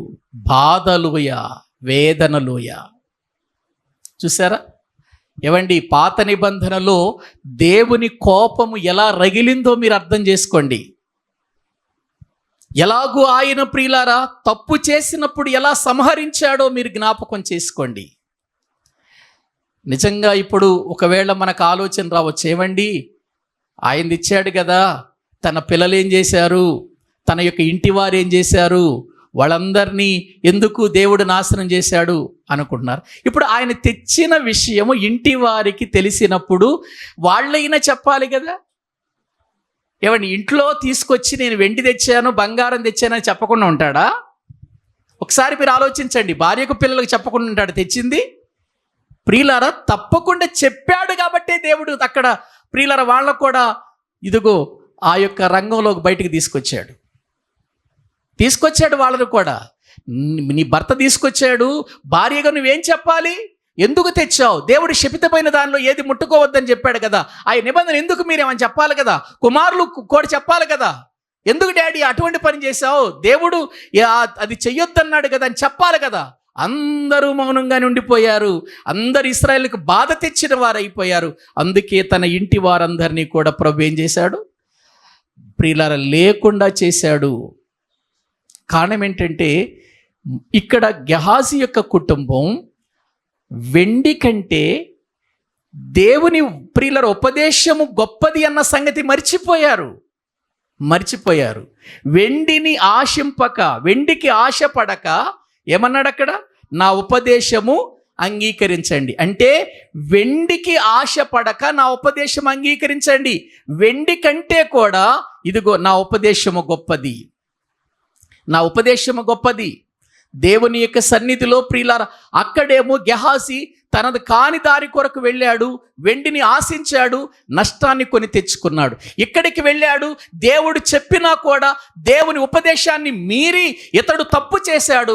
తన కుటుంబానికి ఏం తెచ్చుకున్నాడు చెప్పండి, నాశనం తెచ్చుకున్నాడు. ప్రియులారా, నేను ఇక్కడ ఒక విషయం చెబుతున్నాను. సంఘములో ఒక్క ఆకాను ఉన్నా, సంఘములో ప్రియుల ఒక గెహాజీ ఉన్నా, సంఘం అంతటికి నష్టమే జరుగుతుంది. నువ్వు ఆ గెహాజీవి కాకూడదని నేను చెబుతున్నాను. నువ్వు అటువంటి ఆకానువు కాకూడదని నేను చెబుతున్నాను. ఏమండి, ఆకాను చేసినందువలన ఆకానుకే వచ్చిందా నష్టం? ఇశ్రాయేలీయులందరికీ వచ్చిందా? గెలవవలసిన వారు, విజయం పొందవలసిన వారు ప్రియులారా మరణం పొందవలసి వచ్చింది. అనేకులు ఓడిపోవలసి వచ్చింది. గెహాజీ చేసినటువంటి పొరపాటు ప్రియులారా గెహాజీకే వచ్చిందా? ఇశ్రాయేలు సమాజంలో ఉన్న వారందరికీ వచ్చిందా నష్టం? తన ఇంటి వారందరికీ వచ్చిందా నష్టం? అంటే ప్రియులారా అందరికీ వచ్చింది నష్టం, అందరికీ వచ్చింది. ప్రియులారా, దేవుని పిల్లలుగా దేవుని సన్నిధిలో ఉన్నటువంటి మనము ఒక ఎలీషా దగ్గర గెహాజీ లాగా ప్రియులారా మనం ఉండకూడదు. ఎలీషా గారి దగ్గర ఇంకా మిగిలిన వాళ్ళు సేవకులు లేరా? మిగిలినటువంటి వారు లేరా? ఎలీషా గారి దగ్గర ఉన్నటువంటి ఒక సహోదరుడు లేక ఒక శిష్యుడు అప్పులు చేసి చచ్చిపోతే తన భార్య ఎక్కడికి వచ్చింది? ఎలీషా గారి దగ్గరకు వచ్చి, అయ్యా నీ శిష్యుడు అప్పులు చేసి చచ్చిపోయాడు, ఇప్పుడు ఆ అప్పులు వారు వచ్చి మమ్మల్ని బాధ పెడుతున్నారని చెబితే ఎలీషా న్యాయం చేయలేదా? వాళ్ళకి న్యాయం చేయలేదా? వాళ్ళ అప్పులు తీరలేదా? ఏవండి, ఆ ఇద్దరు పిల్లలు దాసులు కాకుండా ఆపలేదా? వాళ్ళకి జీవితకాలం అంతా జీవించేటువంటి అవకాశం ఇవ్వలేదా ఎలీషా గారు? ఏవండి, అంతకంటే భాగ్యం ఏముందండి? ప్రియులారా, 2 మణుగుల వెండి కోసం, 2 దుస్తుల బట్టల కోసం పరిగెత్తుకుంటూ వెళ్ళి అబద్ధాలు చెప్పి ఇదిగో ఇటు దేవుని నామానికి అవమానం తీసుకొచ్చాడు. అక్కడ దేవుని సేవకుని దగ్గర అబద్ధం తెచ్చి పెట్టుకున్నాడు, అబద్ధం చెప్పాడు. చివరికి తన కుటుంబం మీదకి నాశనం తీసుకొచ్చాడు. ఇశ్రాయేలు జనాంగం అంతటిలో కూడా దేవుని నామానికి ఏం కలిగింది? అవమానం కలగలేదా? ఆలోచించండి. మనిషి వెండి బంగారాలతో కాదు, దేవుని ఉపదేశంతో బ్రతకాలి. మనము బైబిల్ గ్రంథంలో చదువుకున్నాం కదండి. మనం అపోస్తల కార్యముల గ్రంథాన్ని గురించి మాట్లాడుతున్నప్పుడు పేతురు, యోహానులు ఇదిగో ప్రియులార పుట్టినది మొదలుకొని కుంటివాడు అక్కడ భిక్షం అడుక్కుంటుంటే అక్కడికి వెళ్ళాడు. వాడు వెళ్ళని చూసేసరికి వెండి బంగారాలు ఏమైనా దొరుకుతాయేమో అనుకున్నాడు. వాళ్ళు ఏమన్నారు? వెండి బంగారములు మా యొద్ద లేవు అని అన్నారు. మాకు కలిగినదే ఇచ్చుచున్నాను అని నజరుడైన యేసునామం లేచి నడవమన్నారు. దేవుని ఉపదేశం గొప్పదా, వెండి బంగారాలు గొప్పవా చెప్పండి అక్కడ? ఏవండి, ఒకవేళ యోహాను పేతురు గారి దగ్గర నిజంగా వెండి బంగారాలే ఉన్నాయి అనుకోండి, ఆ వెండి బంగారాలు అతనికి ఇచ్చుంటే జీవితాంతం అడుక్కుంటూనే ఉండేవాడు అక్కడ. కానీ ఇక అడుక్కు తినే పరిస్థితి లేకుండా మళ్ళీ వచ్చి ఇతరుల మీద ఆధారపడకుండా వాళ్ళు యేసుక్రీస్తు నామమున ప్రియులారా వాడిని లేచి నడవమన్నారు. వాడు దిగ్గున లేచి నడుచుచు గంతులు వేయుచు దేవుని మందిరములోనికి వెళ్ళాడు. వెళ్ళిన వాడు మరలా ఎప్పుడైనా తిరిగి వచ్చి అక్కడ కూర్చున్నాడా? గుడి దగ్గర ఆ మందిరం దగ్గర కూర్చున్నాడా? కూర్చోలేదు. అది దేవుని ఉపదేశములో ఉన్న గొప్పతనం, అది దేవుని ఉపదేశములో ఉన్నతమైన స్థానం. వెండి బంగారాలు కాదు, వెండి బంగారాలు ఇవ్వలేనివి ప్రియులారా యేసుక్రీస్తు యొక్క ఉపదేశం ఇచ్చిందండి అక్కడ. కాబట్టి వెండి బంగారాలను బట్టి, ఆస్తులను బట్టి, అంతస్తులను బట్టి ఒకవేళ నువ్వు దేవునికి దూరం అయిపోతున్నావేమో, వాటిని ఆశించి దేవుని మాటలకు దూరం అయిపోతున్నావేమో. ప్రియులారా, బైబిల్ చెబుతుంది, వెండిని ఆశపడక నా ఉపదేశం అంగీకరించుడి, మేలిమి బంగారు నాశింపక తెలివి నొందుడి, ఎందుకంటే జ్ఞానము ముత్యముల కన్నా శ్రేష్టమైనది. ఎంత శ్రేష్టమైనదట? ముత్యముల కన్నా కూడా శ్రేష్టమైనది. శ్రేష్టమైనటువంటి విషయాన్ని గురించి పైన చెప్పాను నేను. ప్రియులరా, మీకు నా మాటలు శ్రేష్టమైనవి, శ్రేష్టమైన సంగతులు చెప్పేదని వినుడి అని మనం 6వ వచనంలో చదువుకున్నాం కదా, అప్పుడు చెప్పాను నేను. తర్వాత ఇప్పుడు 12వ వచనంలో జ్ఞానమే మాట్లాడుతుంది. చూడండి, జ్ఞానమును నేను అని ఉంది అక్కడ. జ్ఞానమును నేను చాతుర్యమును నాకు నివాసముగా చేసుకొని ఉన్నాను. చాతుర్యమును అనంటే మంచిని చెడును ఏది మనం అంగీకరించాలో, ఏది మనము తీసివేసుకోవాలో ఆ చాతుర్యమును నేను ఏం చేసుకున్నానంటున్నాడు? నివాసముగా చేసుకున్నానంటుంది ఇక్కడ జ్ఞానం. అంటే జ్ఞానమును నేను అని ఒక మాట పలుకుతున్న ఈ మాటను జ్ఞాపకం చేసుకుంటే, జ్ఞానమును నేను అనే మాట ఉందంటే ఇప్పుడు జ్ఞానము అనేది ఎవరో ఒక వ్యక్తి అని తెలుస్తుందా లేదా మనకి? నేను అని బంగారం అంటదా? వెండి నేను అని అంటదా? జ్ఞానం నేను అని అంటదా? జ్ఞానము నేను అని అక్కడ అంటున్నాడు అని అంటే ఎవరో ఒక వ్యక్తి మాట్లాడుతున్న మాటలు. ప్రియులారా, ఆ జ్ఞానమే యేసుక్రీస్తు అన్న సంగతి మీకు చెప్పాను. ఆ యేసుక్రీస్తు గురించే 8వ అధ్యాయం ఉంటే తర్వాత మనం చూద్దాం. ప్రియులారా, జ్ఞానమును నేను చాతుర్యమును నాకు నివాసముగా చేసుకొని ఉన్నాను, సదుపాయములు తెలుసుకొనుట నా చేతనగును. సదుపాయములు తెలుసుకొనుట జ్ఞానానికి చేతవ్వట. ప్రియులారా, ఒక్కసారి ఆలోచించండి. మన జీవితంలో ప్రియులారా, ఏదైనా జరిగినప్పుడు, లేదా ఏదైనా నష్టం వచ్చినప్పుడు, లేదా ఏదైనా మన మీదకి ప్రమాదం వస్తుంది అని అన్నప్పుడు మనము ఎలా బ్రతకాలో, ఎలా జీవించాలో, ఎలా తప్పించుకోవాలో, ఎటువంటి ఆ ప్రమాదము నుండి ఎలాగూ మనం బయటపడాలో మనము జాగ్రత్తగా ఆలోచించి మంచి సదుపాయాలు ఏర్పాటు చేసుకుంటాం. ఏవండి, ఆలోచించండి. గత దినాలలో మనకు భయంకరమైనటువంటి వరదలు వచ్చినాయి కదా. వరదలు వచ్చినప్పుడు ఏం చేశాం? ఏది సదుపాయం కలిగిందో సదుపాయం కలిగినటువంటి మార్గాలను ఎన్నుకున్నామా? సదుపాయాలన్నిటిని చూసుకున్నామా? వరదలు ఉన్నా, వరదల్లో నిలబడినా, వరదల్లో ప్రియులరా మరి మనము నివాసం చేసినా కూడా మనకు కావలసిన సదుపాయాలు ఎలాగో తెలివిగా ఏర్పాటు చేసుకున్నాం. అలాగే ఇక్కడ దేవుని వాక్యం ఏం చెబుతుంది అనంటే, ప్రియులారా, ఇదిగో సదుపాయములు తెలుసుకొనుట నా చేతనగును. జ్ఞానానికి తెలుసు సదుపాయములు. భూమి మీద ఎలా బ్రతకాలి, ఎలా జీవిస్తే పరలోకానికి వెళతాం, పరలోకాన్ని సంపాదించుకోవాలంటే ఏం చేయాలి, ఎలా ఉంటే బాగుంటుంది అని జ్ఞానము సదుపాయములను ఎరిగినటువంటి జ్ఞానంగా బ్రతుకుతుంది. ఇక్కడ నేను అనే మాట మాట్లాడుతూ ప్రియులారా, సదుపాయములు నా చేతనవును అని అంటున్నారంటే సదుపాయములను కలిగించుకునే జ్ఞానమని ఈ మాటలు ఎవరో ఒక వ్యక్తిని గురించి చెప్పబడుతున్న మాటలు ఇవి. ఆ వ్యక్తి ఎవరో మనం చివరికి వెళ్ళేసరికి తెలుస్తుంది. ప్రియులారా, ఆలోచించండి. కాబట్టి జ్ఞానం అనగానే ప్రియులారా ఏదో మాటలు అని మాత్రమే అనుకోకండి. జ్ఞానం అనగానే క్రీస్తు. ఈ జ్ఞానములో పరలోకానికి వెళ్ళే శక్తి ఉంది. చదవండి ఒకసారి మళ్ళీ ఆ వచనం. కొరింథీయులకు రాసిన మొదటి పత్రిక 1వ అధ్యాయము 21వ వచనం. కొరింథీయులకు రాసిన మొదటి పత్రిక 1వ అధ్యాయము 21వ వచనం. జ్ఞాని ఏమాయను, శాస్త్రి ఏమాయను, ఈ లోకపు తర్కవాది ఏమాయను, ఈ లోక జ్ఞానము దేవుడు వెర్రితనముగా చేసి ఉన్నాడు. దేవుని జ్ఞానానుసారముగా లోకము తన జ్ఞానము చేత దేవుని ఎరుగుకుండినందున సువార్త ప్రకటనను వెర్రితనము చేత నమ్ము వారిని రక్షించుటకు దేవుని పూర్వక సంకల్పమాయను. యూదులు సూచకరులు చేయమని అడుగుచున్నారు, గ్రీసు దేశస్థులు జ్ఞానము వెతుకుచున్నారు. అయితే మేము సిలువ వేయబడిన క్రీస్తును ప్రకటించుచున్నాము.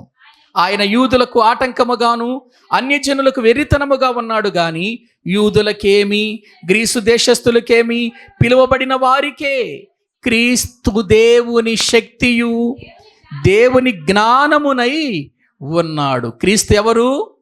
దేవుని శక్తి. క్రీస్తు ఎవరు? దేవుని జ్ఞానం. చూసారా? జ్ఞానం. ఎవరి జ్ఞానం అది? దేవుని జ్ఞానం.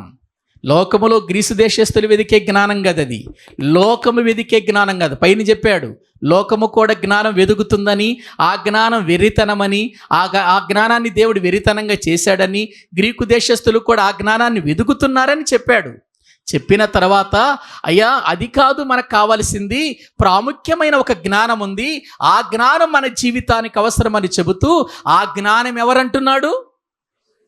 క్రీస్తే. క్రీస్తే ఆ జ్ఞానం. జ్ఞానమను నేను అనే మాట అక్కడ ఉందంటే ఆ జ్ఞానమనే నేను అనే మాట ఎవరిదనుకుంటున్నారు? అది క్రీస్తుది. క్రీస్తును గురించి చెప్పబడినటువంటి మాట ప్రియులారా. కాబట్టి ఈ లోకములో ఎన్ని ఉన్నా ఇదిగో మన జీవితంలో క్రీస్తు లేకపోతే సున్నా. వెండి బంగారాలు ఉండొచ్చు, ఆస్తులు ఉండొచ్చు, డబ్బు ఉండొచ్చు, పేరు ప్రఖ్యాతులు ఉండొచ్చు, అవి భూమి మీద బ్రతకటానికి మాత్రమే ఉపయోగపడతాయి తప్ప క్రీస్తు లేకపోతే, క్రీస్తు జ్ఞానము లేకపోతే మన జీవితము ఎందుకు పనికిరాని పరివుడే. లోకములో ఉన్న సమస్తాన్ని ఇచ్చాడు. ఆయన లేకపోతే ఈ లోకములో ఏది లేదు. మన జీవితానికి అసలు ఏమాత్రము కూడా ఉపయోగము లేదని అర్థం. గ్రహించండి. దేవుడు లేకుండా నేను బ్రతకగలను, దేవుడు లేకుండా నేను జీవించగలను, దేవుడు లేకుండా నేను సంతోషంగా ఉండగలను అని అనుకుంటున్నావేమో. కానీ ప్రియులారా, ఒక రోజున ఈ లోకాన్ని విడిచిన తర్వాత నీ సంతోషం ఎగిరిపోవచ్చు. భూమి మీద ధనవంతుడు చాలా సంతోషంగా బ్రతికాడు, సుఖముగా బ్రతికాడు, బహు సుఖపడ్డాడు, ఇష్టం వచ్చినట్లుగా జీవించాడు. అతడు మరణించిన తర్వాత పాతాళములో బాధపడుచు ఏమనంటున్నాడు తెలుసా? తండ్రివైన అబ్రహామా, నా మీద కనికరపడి అని అంటున్నాడు. కనికరం అనేది లేదు అక్కడ. ఇంత భూమి మీద ఉన్నప్పుడు ఎంతో పరిగెత్తుకొచ్చిన వాళ్ళు, ప్రియులారు ఎంతో అతని మీద దయ చూపించిన వాళ్ళు, ఇప్పుడు అక్కడ కనికరము లేని స్థలములోకి వెళ్ళిపోయిన తర్వాత ఎవరు వచ్చారు? నా మీద కనికెరపడి నా నాలుకను చల్లార్చుటకు ఇదిగో లాజరు యొక్క చిటికెన వ్రేలి ఆ కొనను ముంచి నాకు నా దాహాన్ని తీర్చు అని అంటున్నాడు.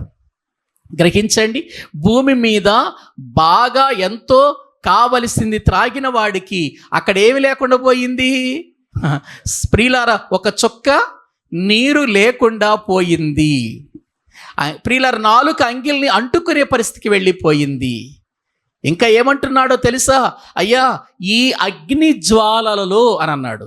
అగ్ని జ్వాలలోకి వెళ్ళిపోయాడు. చూడండి, భూమి మీద సంతోషించిన వాడు. ఈ అగ్ని జ్వాలలలో నేను యాతన పడుచున్నాను అని మాట్లాడుతున్నాడు. ప్రియమైన వారలారా, అప్పుడు అబ్రహాం గారు ఏమన్నాడు తెలుసా? అయ్యా, భూమి మీద నీకిష్టం వచ్చినట్లు సుఖము అనుభవించావు. ఏమనుభవించావు?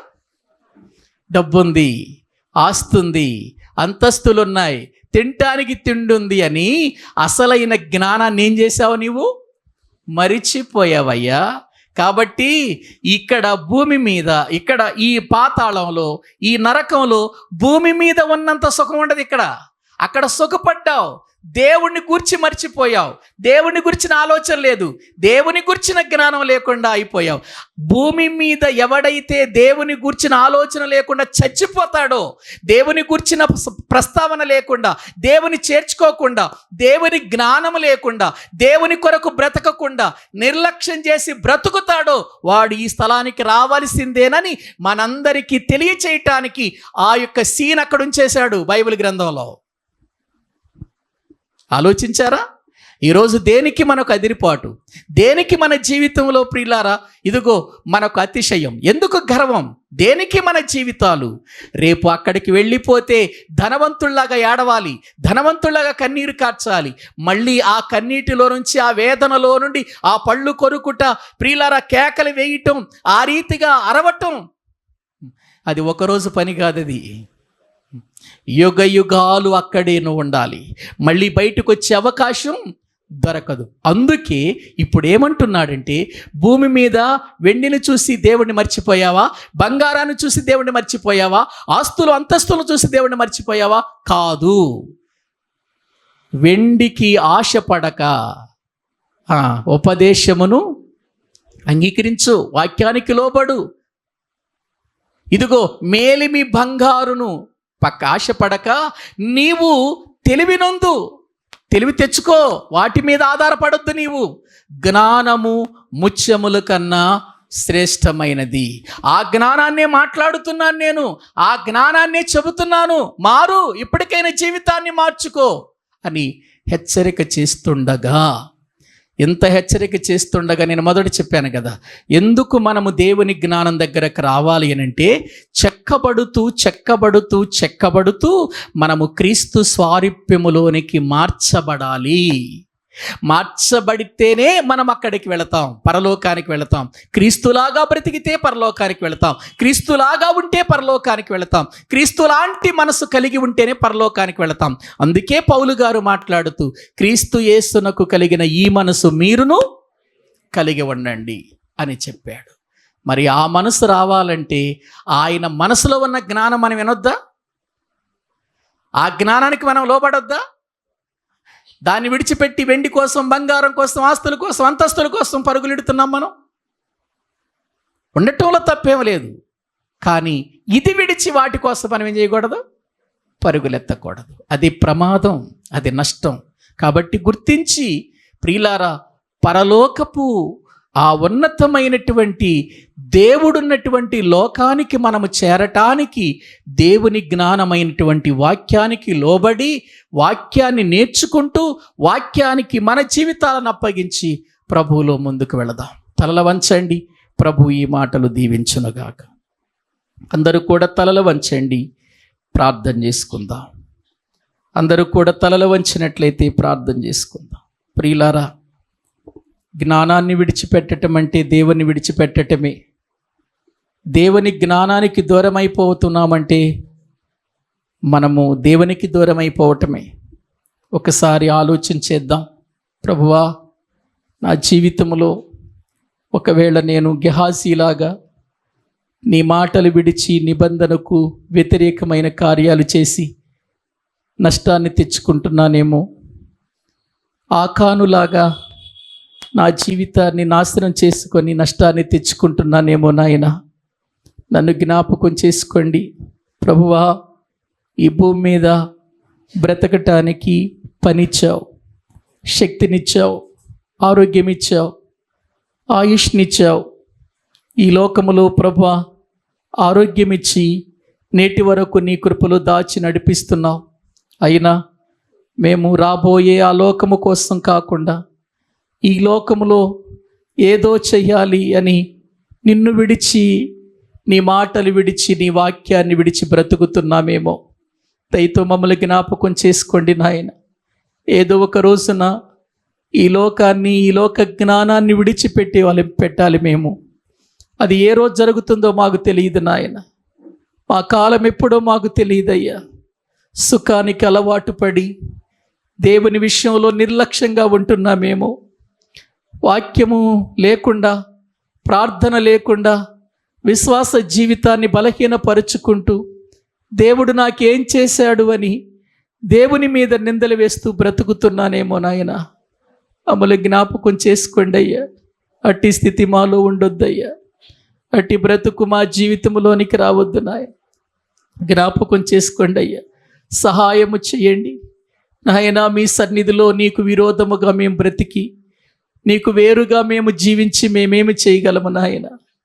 ఆకాశమందు నీవు మాకుండగా, ఈ లోకములో ప్రభు ఏది అక్కరలేదు. నువ్వు ఉన్నప్పుడు, నువ్వు లేనప్పుడు ప్రభు మేము దేనికోసమైతే ప్రయాసపడతామో అది మా యొద్ద నుంచి వెళ్ళిపోతుందని మీ వాక్యం చెబుతుంది అని మనందరము కూడా మన జీవితాలు అయ్యా నీ స్వారూప్యములోనికి నన్ను మార్చు నాయన. క్రీస్తు స్వారూప్యములోనికి నన్ను ప్రభా వాక్యము చేత మార్చు. చెక్కు నాయన. క్రీస్తు రూపము రావాలంటే ఎక్కడ నాకు దెబ్బ పడితే, ఎక్కడ నాకు నాయన ఆ పోగరు దెబ్బ పడితే శిల్పానికి రూపం వస్తుందో, అలాగే ఏ వాక్యము చేత నాయన నన్ను కొట్టి నన్ను సరిచేస్తావో సరిచేయి నాయన. క్రీస్తు స్వారూప్యములోనికి మార్చు నాయన. నిత్య జీవానికి అర్హురాలుగా నన్ను చేయి ప్రభు అని మళ్ళీ మనము దేవునికి అప్పగించుకుందాం. అందరూ కూడా కొన్ని నిమిషాలు ప్రార్థన చేయండి. అందరూ కూడా కొద్ది నిమిషాలు ప్రార్థన చేసుకుందాం.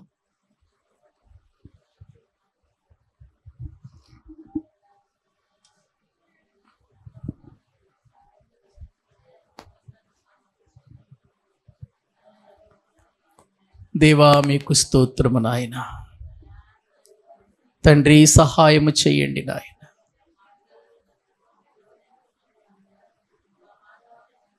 ఈ భూమి మీద ఎప్పుడు మా మరణము తెలియదయ్యా. భయంకరమైన యుద్ధ కాలములో రాబోయే దినాలు ఎలా ఉంటాయో కూడా మాకు తెలియదు నాయన. ఎలా మా మరణముందో మాకు తెలియదయ్యా, మీకు తెలుసు. ఆ జీవితాలను జ్ఞాపకం చేసుకోండి ప్రభుని. మళ్ళా మనము దేవునికి అప్పగించుకొని ప్రభు సన్నిధిలో ప్రార్థన చేద్దాం. అందరము కూడా ప్రభు సహాయాన్ని కోరుకుందాం.